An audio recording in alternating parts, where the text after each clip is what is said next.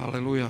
Bratia a sestry, dovolte mi, aby som sa aj dnes prihovoril Božím slovom. A predtým, než by sme išli do Božieho slova, tak veľmi sa ma dotkla jedna taká pravda z Božieho slova, ktorá opisuje ukrižovanie Pána Ježiša Krista. A tak mi bola pripomenutá taká príhoda, alebo taký príbeh aj z môjho vlastného života, kedy ako študenti, ako na strednej škole sme boli na praxi v Tatranskej Lomnici a tam je jeden hotel, ktorý je veľmi pekný, taký starý, Grand Hotel Praha sa volá. Neviem, či ste tam takedy boli okolo, alebo videli ste. To je taká krásna stará budova, luxusný hotel. Také auta tam stali pred tým hotelom, že furt sme tam chodili sa pozerať. Americké auta také, proste, čo mali taký komín na kapote, čo ťahal vzduch a proste nenormálne auta, také 35 cm kolesa. Tam sme chodili a raz kamarát povedal, že tu bude diskotéka, že by sme mohli prísť. A my sme tam išli aj s dievčatami, so spolužiačkami, ale sme nevedeli o tom, že to je tak luxusný podnik, že tam musíte mať sako, keď chcete ísť tam vnúka. Tak sme prišli, jak takí ťuďkovia, do šatne a ten šatňar nám hovorí, že no ale mladí muži, vy musíte mať sako, vy nemôžete tak ísť bez saka. A my sme na neho, že ale tak však dajak čo, však nie sme otrhaní, alebo čo. Nie, hovorí to je pravidlo hotela, hovorí, nemôžete ísť. Tak sme zosmutneli a on tak pozeral na nás, dievčata tam boli s nami. A hovorí, a viete čo, počkajte, ja sa pozriem tam, kde je do kuta, hovorí, sem tam dajakí pijaci tu zabudnú, dajaké sakota, či tam nemám dačo. Ja našiel tam saka, a nepasovali nám. Sme v nich vyzerali smiešne, dlhé rukavy, široké, veľké, ale mali sme sako, pustil nás. A tak som si spomenul, že vlastne veľmi, veľmi mi to pripomínalo to vlastne, že aký je náš Boh. Že náš Boh je ten, ktorý vyžaduje, aby sme boli proste oblečení do riadnych šat, keď si chceme sadnúť ku stolu nášho Pána, keď sme pozvaní na jeho svadbu. A tam v tom hoteli ten človek, ktorý vlastne bol zodpovedný a ktorý bol proste vyžadoval tie pravidlá, aby sa dodržiavali, tak on z toho nepoľavil, ale na druhej strane bol dosť láskavý na to, že urobil takú vec, extra vec. On nás mohol kľudne poslať preč a ani by sme nemukli. Ale on urobil to jedno, že išiel a vedel, že mal tam nejaké zabudnuté saka a dal nám ich. Čiže bol taký láskavý, že sa postaral o to, aby poviem, tá litera zákona, aby bola naplnená.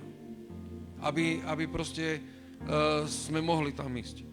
A viete, keď sme tam prišli, tak nám ústa spadli, lebo to bolo proste, hej, luxus taký, že, hej, a to bolo v roku 1980. A takže sme si ledva dali jednu Pepsi Colu a nohy pod stôl, aj sme potom išli, lebo sme na to nemali. Ale sme sa dostali dnu. A niečo veľmi podobné sa stalo na kríži Golgoty, bratia a sestry. Niečo veľmi podobné. Lebo tak, ako som už spomínal, že miesta okolo Pánovho stola, tam nemôžeme prísť proste hociak oblečení. Nemôžeme. A proste tam nemôžu prísť špinaví ľudia, otrhaní a neupravení hostia. A zákonite nám vyvstáva otázka v hlave, že tak kto je schopný na to? Odpoveď je nikto. Nikto. Nikto na to nie je schopný, aby sme sa dostali do takého stavu, aby sme si boli schopní sadnúť do Božej prítomnosti a mať tam proste plnohodnotné miesto. A to v v čom ty a ja sme oblečení, ani nebolo, ani teraz nie je v poriadku. Jedine milosť nášho Pána Ježiša Krista je tá, ktorá nás uschopňuje. A je to tak. Tie nároky na to stolovanie, proste tie nároky na to, že kto si príde sadnúť, že ako tam príde, v akom stave, sú veľmi vysoké. Ale jeho láska je oveľa vyššia, bratia a sestry. Jeho láska je oveľa vyššia a preto nám ponúka svoj dar. Ježiš nám ponúka svoj dar, aby sme boli schopní prísť, prijať to pozvanie, aby sme si mohli sadnúť ku stolu, ktorý on chystá.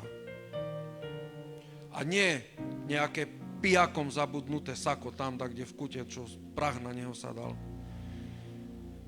Kde v nočnom bare, ale rúcho, ktoré nosil sám Pán Ježiš. Toto nám ponúka Pán Ježiš Kristus. Písmo nám nehovorí veľa o tých šatách, o tom ruchu. Oveľa podrobnejšie popisuje rucha kňazov, ako má vyzerať proste kňaz. Hej, v starom zákone, v Mojžišových knihách, tam je detailne popísané, že jak má vyzerať proste tie šaty, ktoré si oblieka veľkňaz, z jakých častí sa skladá, ten Urim a Turim, čo proste nosil ten kňaz na takú ako keby tabuľu, alebo tabuľku na svojej hrudi, kde boli 12 tých polodrahokamov, ktoré vlastne symbolizovali 12 kmeňov Izraela. Proste do takých detailov bolo oznámené v Božom slove, že ako má vyzerať to oblečenie, ktoré si oblieka kňaz. Boli tam proste, čítame v Novom zákone o tom, ako bol Ján Krstiteľ oblečený. Že to bol divný človek, bol to bratranec Pána Ježiša a o ňom čítame, že od svojej mladosti strávil potom svoj život na púšti a že jedol iba med od divých včiel a kobylky jedol. Dneska by možno ho sledovali 100 000 ľudí na Instagrame, keby robil blogy o zdravej výžive. A potom sa tam píše o tom, že ako bol oblečený, že mal nejaký kabát alebo plášť z ťavej srsti a bol opasaný opaskom a proste je to tam podrobne napísané. Šaty nášho Pána Ježiša Krista boli tak jednoduché, že na prvý pohľad na človeka vôbec nezapôsobili. Vôbec. Proste obyčajný vrchný odev, ktorý proste nosili bežne ľudia a to spodné rucho, alebo ten spodný odev, ktorý mal, o tom Biblia píše v Jánovom evanjeliu v 19. kapitole 23. 24. verš, kde je napísané takto. Keď vojaci ukrižovali Ježiša, vzali jeho vrchné rucho a rozdelili ho na 4 časti, každému vojakovi jednu. Vzali aj jeho spodný odev, ktorý však bol nezošívaný, ale odhora nadol bol v celku utkaný. Preto si medzi sebou povedali, netrhajme ho, ale losujme oň, či bude. Tým sa naplnilo písmo, rozdelili som moje rucho a o môj odev hodili los a vojaci to aj tak urobili. Keď sme videli filmy, ktoré znázorňujú ukrižovanie Pána Ježiša a zrejme v niektorých z tých filmov boli aj tieto scény, ktoré tu opisuje Božie slovo.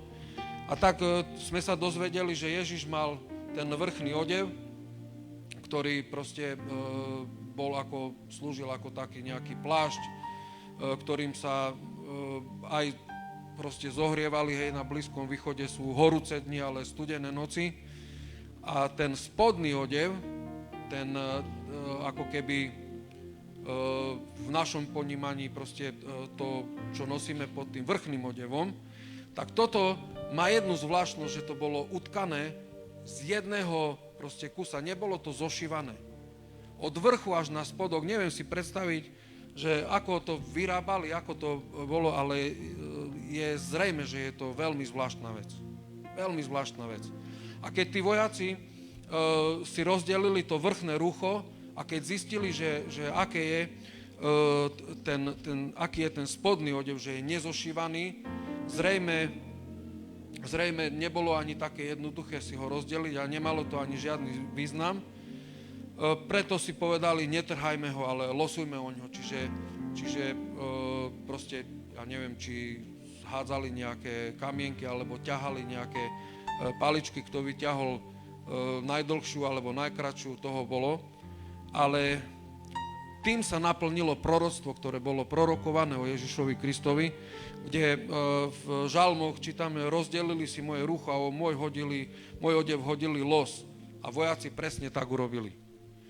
Čiže toto je zaznamenané, ako sa naplnilo toto písmo a tie šaty, ktoré Pán Ježiš nosil, boli zrejme tým jediným a najvzácnejším, čo Ježiš ako pravý Boh a pravý človek mal na tejto zemi. Čítame v evanjeliách, že líšky a iné zvieratá majú svoje nory, ale Syn človeka, Pán Ježiš, nemal ani kde hlavu skloniť. To znamená, že nemal adresu, nemal svoje miesto. A naozaj to jediné, čo mal, boli tie šaty, ktoré mal na sebe. A židovská tradícia, alebo tie zvyky, aké mali Židia, hovorila o tom, že keď chlapec, keď dospel, vyrástol a vlastne začínal svoj taký samostatný život, tak matka takýto druh šiat proste darovala svojmu synovi a na znak toho, že už začína žiť samostatne. Nevieme, že či toto urobila pre Pána Ježiša Krista, pre svojho syna Mária, nie je o tom žiadny záznam, nevieme to presne, ale to, čo vieme, je, že táto zvláštna časť Ježišovho odevu bola vyrobená unikátnym spôsobom. Bola utkaná, ako písmo hovorí, zhora až dole. A otázka je, že prečo je to tak dôležité? Biblia často, bratia a sestry, často popisuje naše správanie ako šaty, ako to, čo robíme. To na viacerých miestach môžeme čítať.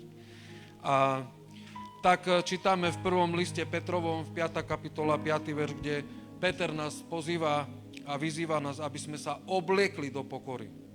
Aby sme obliekli na seba pokoru. Potom v liste Kološanom Pavol tam povzbudzuje tých bratov a sestry, ktorým píše tento list a hovorí im, aby sme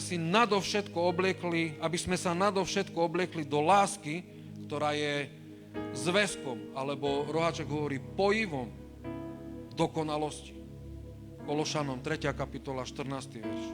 Kde Pavol povzbudzuje ľudí, aby sa obliekli do lásky, ktorá je takou maltou alebo lepidlom, proste pojivom dokonalosti. Aby sme si obliekli lásku. David v jednom zo svojich žalmov hovorí opačne a tam hovorí v 109. žalme 18. verš, obliekal si kliatbu ako odev. Keď spomína ľudí, ktorí poľovali na neho, ktorí ho chceli zabiť. Čiže vidíme, že šaty môžu symbolizovať charakter, povahu toho, kto ich nosí. A šaty Pána Ježiša Krista nám ukazujú na jeho povahu. Bez niečoho, do čoho by sa niekto mohol zavadiť. Tie šaty boli utkané z vrchu až na spodok v jednom kuse. Neboli zošívané, tam nemohla trčať ani jedna nitka, ani tam nič nemohlo, viete, jak zostaneme nervózni, keď nám prasknú nohavice, alebo proste očko nám začne utekať na punčochách, že to je, proste znervoznieme a sa cítime nepríjemne. A Pán Ježiš, ktorý nosil tieto šaty vyjadrovali jeho charakter bezúhonnosti, že bol to svätý, nevinný Boží syn, ktorý tak ako tieto šaty, ktoré nemali chybičku na sebe, tak on ako Boh, ale ako človek na tejto zemi nemal na sebe žiadnu chybičku. Nikto nič nemohol proste právom sa nejako zachytiť na niečom, čo by on zle urobil, alebo zle povedal, alebo proste čokoľvek. On bol ako tie jeho šaty. Neporušená dokonalosť. Toto bol Ježiš. Toto bol on, ktorý za nás na kríži zomieral na Golgoty, aby každý jeden z nás mohol si obliecť tieto jeho šaty. Pomyselne, duchovne. Utkané tieto šaty boli z hora až dole. Vojaci, ktorí si rozdelili ten vrchný odev. A vojaci, ktorí, keď videli ten spodný odev, ktorý bol tak zvláštny, tak sa rozhodli ho netrhať, ale losovali o neho. Chcem vám povedať, bratia a sestry, že Ježišove šaty ostali celé. Ale keď Ježiš zomieral na kríži Golgoty, keď za niekoľko dní si budeme pripomínať Veľkú noc, sviatok Veľkej noci, keď Ježiš zomrel na kríži Golgoty, tá hrubočizná opona, ktorá bola vyrobená, ktorá oddeľovala tú svätyňu svätyň, sa roztrhla až od vrchu až po spodok. Od tej sily, od tej moci, ktorá proste v tom momente sa diala, kedy Ježiš pribitý na kríž zomiera, a za chvíľu o tom budem viacej hovoriť, kedy všetky naše hriechy, naša všetká nedokonalosť bola na ňom, a tá obrovská sila, ktorá vyšla z toho momentu, kedy proste sa čítame, že skaly pukali, otrali sa hroby, mŕtvi vychádzali. Vieme si predstaviť, že čo to za obrovská moc sa vtedy uvoľnila, kedy Boh vlastne prijímal tú obeť svojho syna Ježiša Krista, ktorý svätý, nevinný, zomiera na kríži Golgoty, aby zachránil teba a mňa. A tak, utkaný z hora až dole. Ježiš, on si nerobil to, čo sa mu zachcelo. Bol vedený jeho otcom, lebo tak, ako je napísané v Jánovom evanjeliu v 5. kapitole 19. verš, tam Pán Ježiš hovorí: ameň vám hovorím, že syn nemôže nič robiť sám od seba. Iba to, čo vidí robiť svojho otca, lebo čokoľvek on robí, tak podobne robí syn. A tak ďalej potom v 30. verši hovorí: ja nemôžem nič robiť sám od seba, súdim, ako počujem, a môj súd je spravodlivý, pretože nehľadám svoju vôľu, ale vôľu toho, ktorý ma poslal. Charakter, povaha Pána Ježiša bola presne taká, ako jeho rucho. Bez švov, bez zošívania, bez toho, aby to niekto opravoval, bola utkaná z hora až dole. Od otcovho plánu, od tej myšlienky na záchranu celého sveta, ktorá skrsla v Božom otcovskom pláne hore v nebi, až po skutky lásky Pána Ježiša Krista, ktorý bol tu na tejto zemi. Z hora až dole. Od Božích slz až po Ježišov súcit tu na tejto zemi. Od Božieho slova až po jeho odpoveď tu na tejto zemi. V jednom kuse, celistvo, neporušenie. To je obraz nášho Pána Ježiša Krista. To je jeho charakter. To je jeho povaha. Ale keď bol on pribitý na kríž, on odložil to vzácne, bezošvé, drahé rucho a vymenil ho za iné. Vymenil ho za hanbu, za poníženie, za utrpenie. To vzácne rucho, ktoré losovali títo vojaci, ostalo neporušené. A Ježiš, ponížený na kríži, si oblieka našu hanbu, naše poníženie, ktoré sme mali zažiť, a naše utrpenie. Do toho sa obliekol Ježiš. Tá hanba, bratia a sestry, bola v nahote.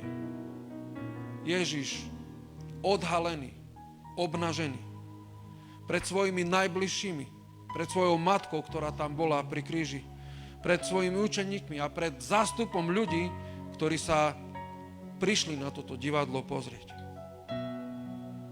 Tam Ježiš vyzlečený, doráňaný, s rozbitou telesnou schránkou, proste s roztrhanou kožou, z ktorého kvapkala, tiekla krv na túto zem.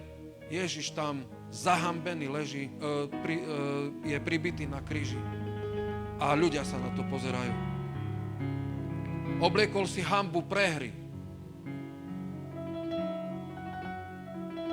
Niekoľko ukrutnou bolesťou naplnených hodín trávi Ježiš na tomto kríži. A okolitý svet, duchovný aj fyzický, si hovoril, že toto je koniec. Farizei, ktorí tam stáli, oblekol si aj toto na seba, ktorí sa už tešili a si povedali, konečne je lepšie, keď jeden zomiera za celý národ, ako by celý národ mal zahynúť. Diabol so svojimi démonmi, ktorý tam bol, si hovoril tak a máme vyhrať. A pritom si neuvedomoval, že to je jeho najväčšia prehra. Že Ježiš, ktorý vyzerá ako ten posledný úbožiak, ktorý tam visí na kríži, ktorý tam zomiera a v smrteľnej úzkosti kričí na svojho otca, Ježiš tam prežíva tú svoju hanbu prehry. Farizei, ktorí tam boli okolo, ktorí sa pozerali na toto. Ale to najťažšie, čo si obliekol Ježiš, bola hanba hriechu, bratia a sestry. Hanba hriechu. Kedy všetky naše hriechy, všetky naše neduhy, naše choroby, všetko bolo na ňom. Všetko zobral na seba a toto bolo pre neho najťažšie.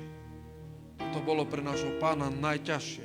V 2. liste Korinským 5. kapitole 21. verš tam apoštol Pavol píše do Korinského listu, toho, ktorý nepoznal hriech, urobil za nás hriechom, aby ste sa v ňom stali Božou spravodlivosťou. Bratia a sestry, tým, že Ježiš vyzliekol zo seba šaty svojej spravodlivosti a že obliekol na seba našu hanbu, že obliekol na seba náš hriech, že obliekol na seba všetky naše choroby, Ježiš tam prežíva tú najväčšiu hanbu, pretože jeho otec sa od neho odvrátil.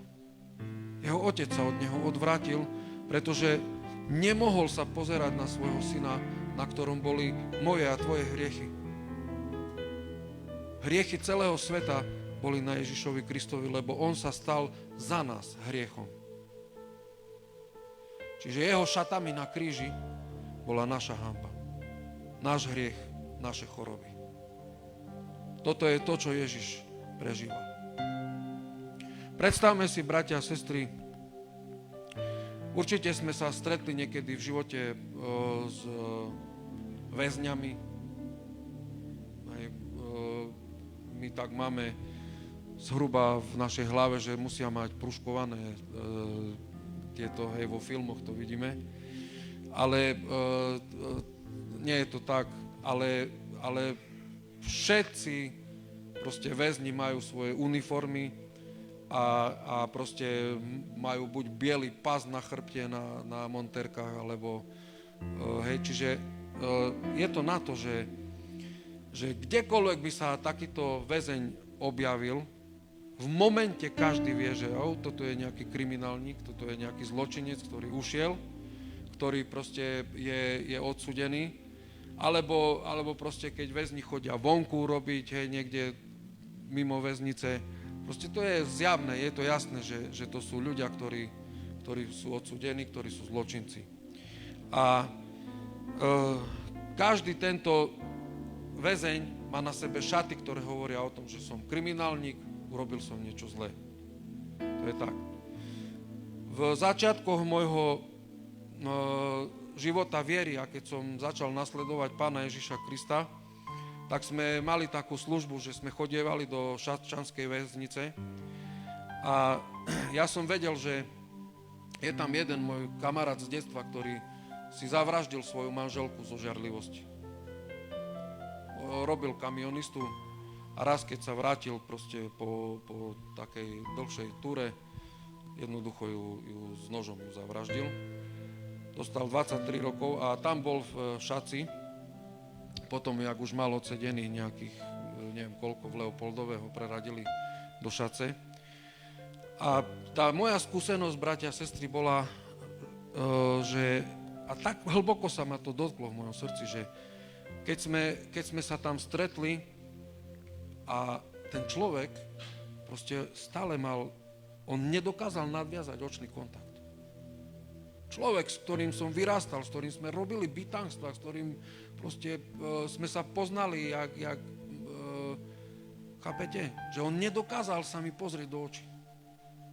A toto je taká vlastnosť ľudí, ktorí žijú v hanbe proste, že už aj keď si myslí, že je nespravodlivo odsudený, ale sa hanbí, že je tam. A tak som si uvedomil, bratia a sestry, že tá hanba proste ho tak zväzovala, že aj keď sme boli dobrí kamaráti, proste nedokázal, a keď tak len úplne na krátky moment a hneď sklopil oči a úplne to vo mne, akože som sa pýtal sám seba, že Bože, čo to je toto, že jak sa človek dostane do takého stavu, že proste toto spôsobí v jeho vnútri takýto stav. A predstavme si, bratia a sestry, že to je tá najsilnejšia zbraň diabla, ktorú používa na kresťanov, na ľudí, aby ich zahambil. Aby ich zahambil. Aby si sa hambil. Ľudia, ktorí sú vo svete, ktorí proste potrebujú spoznať Ježiša Krista, ktorí potrebujú prijať milosť do svojho života, sa hambia prísť z rôznych dôvodov, lebo si myslia, že tak ja nemôžem tam ísť, lebo jak tam budem ja vyzerať medzi tými svätými, jak tam budú na mňa pozerať. A takéto myšlienky sa točia v hlave, kým proste sa to zlomí, kým tí ľudia vlastne vybojujú ten vnútorný boj a prídu, počujú evanjelium, príjmu ho a sú zachránení a spasení. Ale ten istý proces nastane, keď ľudia, ktorí už poznajú Ježiša Krista, hrešia a diabol ešte silnejšie ich ničí s tým, že proste dáva novú a novú dávku hanby do ich životov, aby sa nedokázali vrátiť do zboru.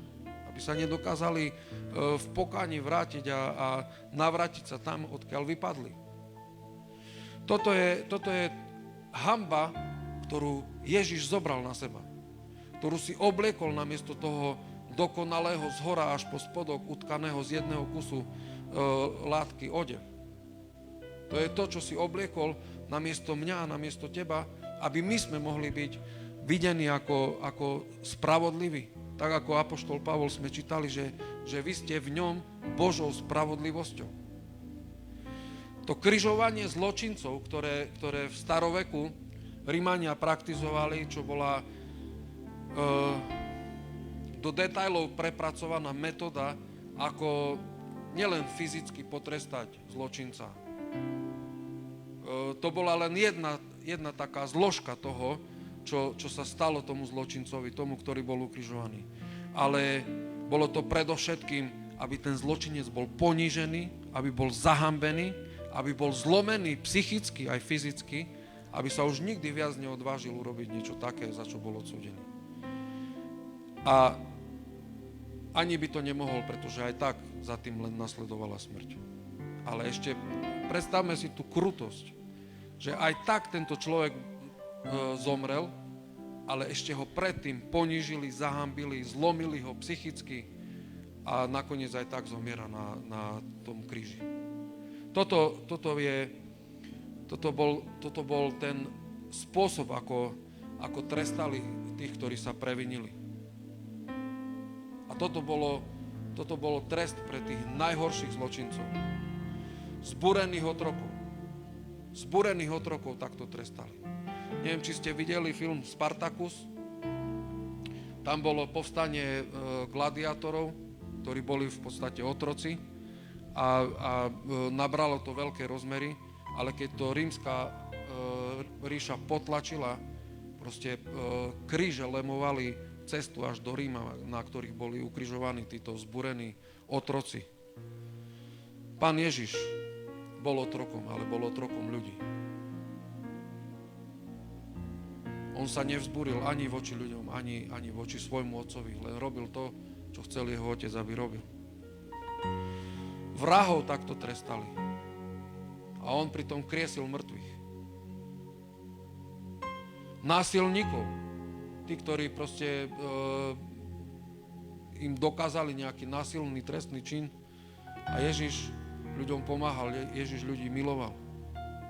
Odsúdení, ktorí boli odsúdení na tento druh smrti, boli proste nútení pochodovať mestom s tou ťažkou hredou na pleciach, ktorá bola tou vodorovnou časťou kríža. A na hrudi mali tabuľku so svojím previnením. To, čo urobili, kvôli čomu sú odsúdení. Preto, aby ľudia videli, aby vnímali, aby proste si uvedomili, že toto je niečo, čo ich čaká, keď niečo takéto urobia. A tam, keď prepochodovali cez mesto, prišli na miesto popravy a tam ich vyzliekli, tam ich ešte naposledy ponížili, predtým, než ich pribili na kríž. Pán Ježiš nebol zahambený len pred ľuďmi, ale aj pred nebom.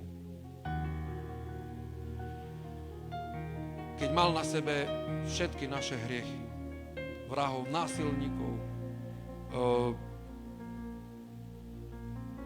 keď toto všetko bolo na ňom a dôkazom je toho to, že jeho otec sa od neho odvrátil, Ježiš sa cítil zahambený ako ten najhorší vrah, ako ten najhorší násilník.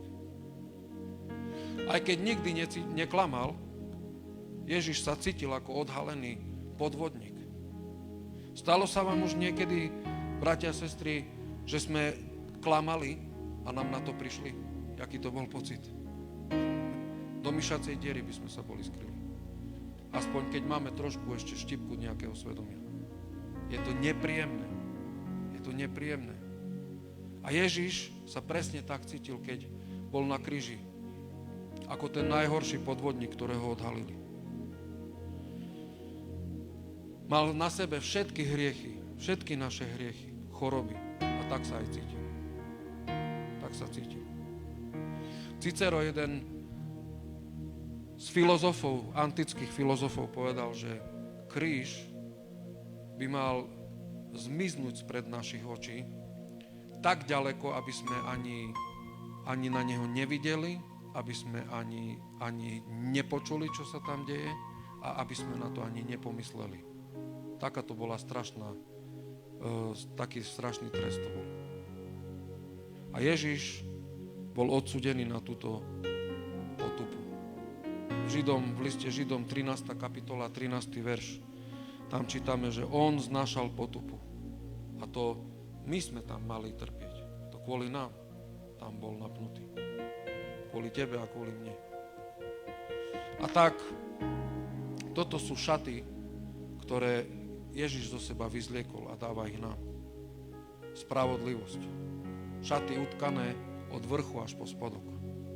Na to, aby sme v nich boli pred našim nebeským Otcom považovaní za spravodlivosť. Aby sme sa stali Božou spravodlivosťou, tak ako o tom hovorí apoštol Pavol v liste Kološanom. Skrze obeť Pána Ježiša Krista. Skrze to, že Ježiš to pre mňa a pre teba podstúpil. Že zobral, obliekol sa do hanby, do našej hanby, aby my sme mohli byť spravodliví, aby my sme mohli byť ospravedlnení, aby sme sa nemuseli hanbiť pred našim nebeským Otcom, aby sme si mohli sadnúť ku tomu svadobnému stolu, ktorý je pripravený, aby sme tam boli v tých šatách spravodlivosti, ktoré on zo seba dobrovoľne vyzliekol, aby ich mohol dať nám, aby sme si ich mohli obliecť. A preto, bratia a sestry, veľmi, veľmi vážne zoberme aj túto pravdu, kedy tam čítame v tom úseku písma, keď Ježiša tam križovali a títo vojaci, ktorí tam boli, kedy ešte v nejakej proste tej atmosfére toho celého, čo sa tam dialo, ešte boli schopní si roztrhnúť toto vrchné rucho na 4 časti. Neviem si predstaviť, že na čo ho potrebovali. Neviem.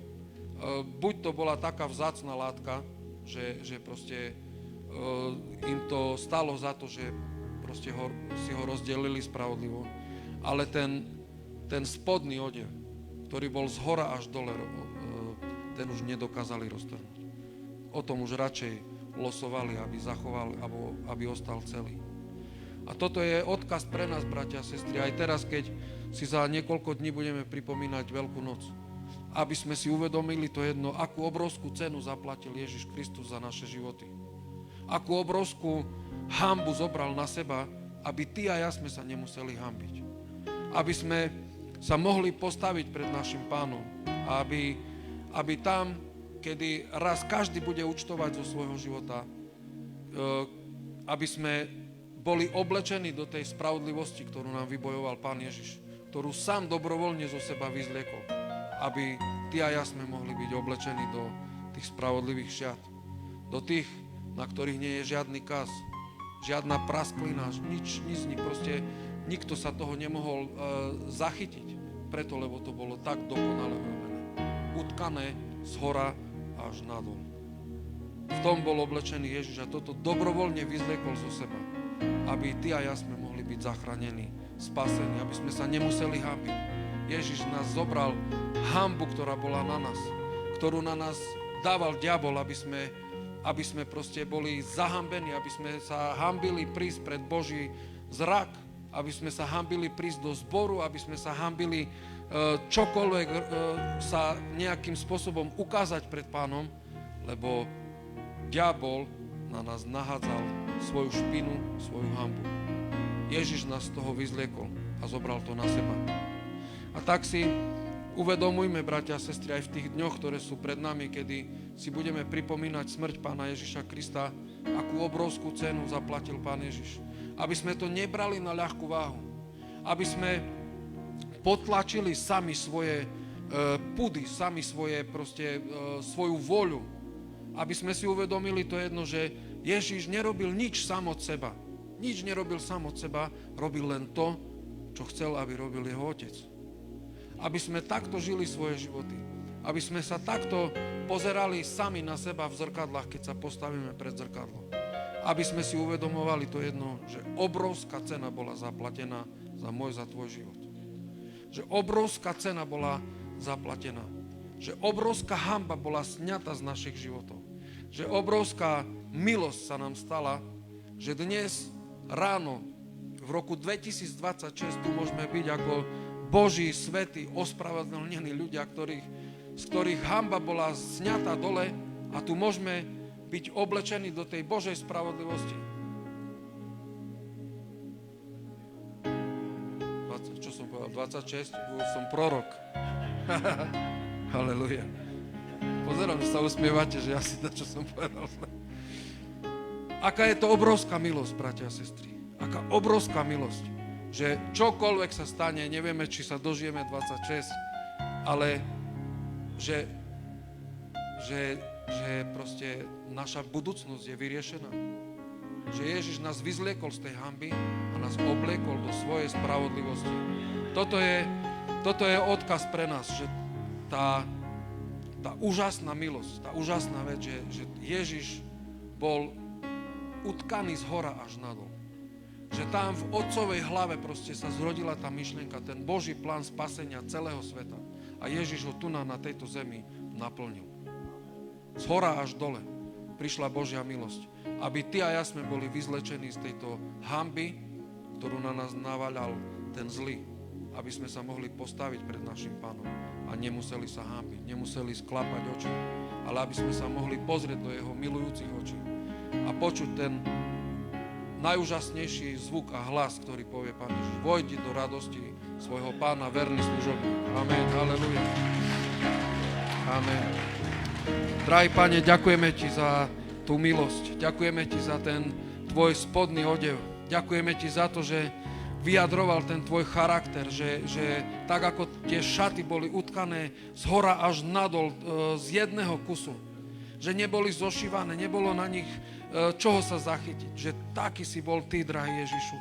A Ty si sa dobrovoľne vyzliekol aj z toho nádherného rucha, aby si zobral našu hanbu na seba, naše choroby, naše neduhy, našu nedostatočnosť. Toto všetko si zobral na seba, aby každý, kto uverí v teba, aby nemusel zahynúť na veky, aby sa nemusel na veky hanbiť, ale aby mohol sa stať Božou spravodlivosťou. Pane, ďakujeme ti jedni za druhých. Ďakujeme ti za to, že aj vo svojom slove nám zjavuješ túto obrovskú milosť. A pomôž nám, drahý Pane, aby sme žili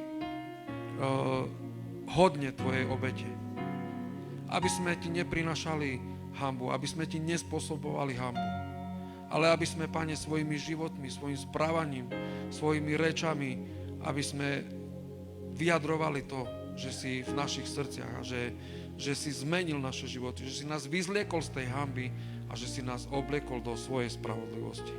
Pane, ďakujeme ti jedni za druhých. Ďakujem ti, Pane, za každého, kto aj v tejto chvíli, Pane Ježišu, si uvedomuje túto obrovskú milosť.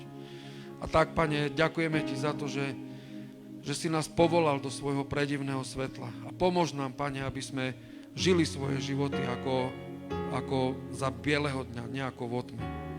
Aby, Pane, sme ako spoločenstvo vyjadrovali do okolitého sveta, že ty si medzi nami.